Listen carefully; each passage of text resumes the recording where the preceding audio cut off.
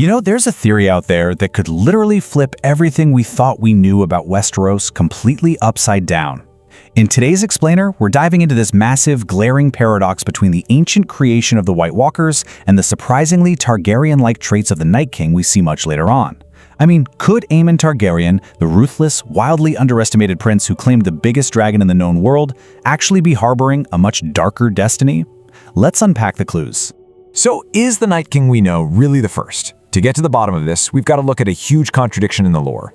You probably remember Bran Stark's terrifying vision, right? The one where he watches the Children of the Forest create the very first White Walker by shoving a dragon glass shard straight into a captured man's chest. But that brings up a really crucial question. We saw the first White Walker get made, sure, but is that creature truly the exact same Night King from Game of Thrones? Origins of the White Walkers. We're looking at a desperate, escalating chain of events that basically set the stage for the apocalypse. Thousands of years ago, the first men invade. Decades later, they start aggressively chopping down the weirwood trees. And remember, those weren't just timber. They were the literal lifeblood of magic and vision for the Children of the Forest. So the children fought back. They triggered a cataclysmic earthquake that actually shattered the continents at the Stepstones. But when even that wasn't enough to stop the human invasion, the children resorted to the unthinkable. They created the White Walkers as the ultimate biological weapon. But as we know, it backfired catastrophically. The Walkers developed their own will, turned on their creators, and kicked off the absolute nightmare known as the First Long Night. Now here is where a massive twist completely derails the standard history lesson. We've all heard the northern legends of Azor Ahai, the hero who made the heartbreaking choice to sacrifice the woman he loved just to end that first long night. But here's the bombshell. Azor Ahai actually defeated the original Night King thousands of years ago. So if the very first Night King was destroyed at the dawn of history, the one terrorizing Westeros centuries later absolutely has to be a successor. The ancient Valyrian dagger. So how exactly did Azor Ahai pull off this victory? Well, the ancient legend says he defeated the darkness using a mythic sword while singing a hymn.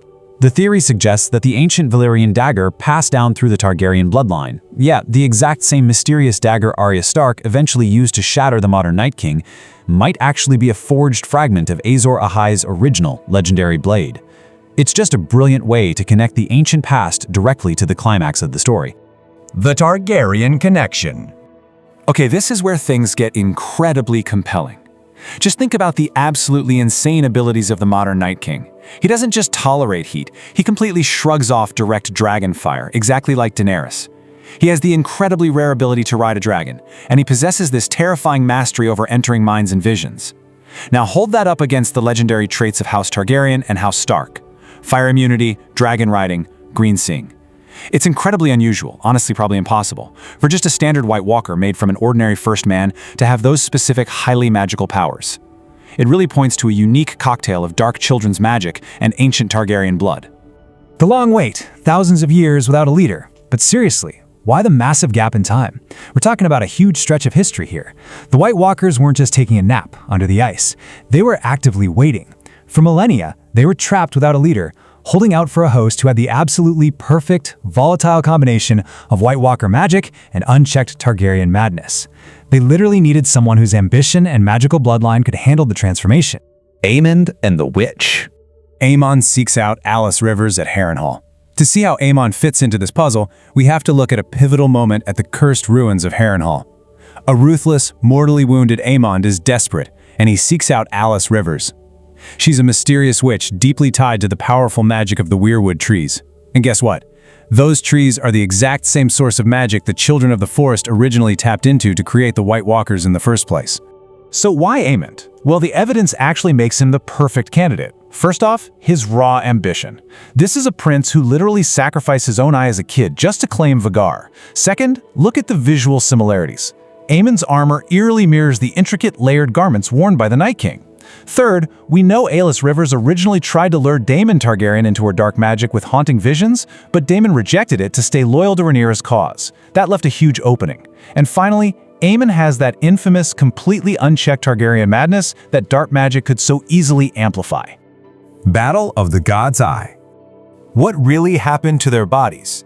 Above the God's Eye Lake, Aemond and Daemon engage in this spectacular, deadly duel on Dragonback that's meant to end both of their lives. Both riders and their massive dragons plummet straight from the sky into the freezing, dark waters below. But here is the massive blind spot in the history books. Their bodies mysteriously vanished. While most people naturally assume they washed away or sank to the bottom, it creates a glaring opening. What if Aemond, a wounded Targaryen already under the influence of a powerful witch, actually survived that catastrophic fall? The ultimate power. The greatest power lies in controlling the weapon created by the children of the forest. You know, we always just assume dragons are the ultimate weapons in this universe, right? But what if they aren't? The theory suggests Aemond realized the true nature of the ancient war. He sees that riding Vhagar, even as the biggest dragon on Earth, is literally nothing compared to the apocalyptic power of commanding the entire army of the dead. The true ultimate power in this world doesn't breathe fire, it commands the ice.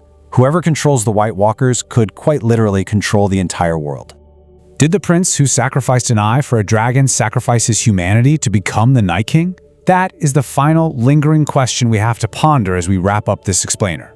The evidence paints this chilling, unforgettable picture of Aemond Targaryen fleeing north after the God's Eye, fully embracing the weirwood magic and stepping into the frozen wastes to claim his ultimate crown as the new Night King.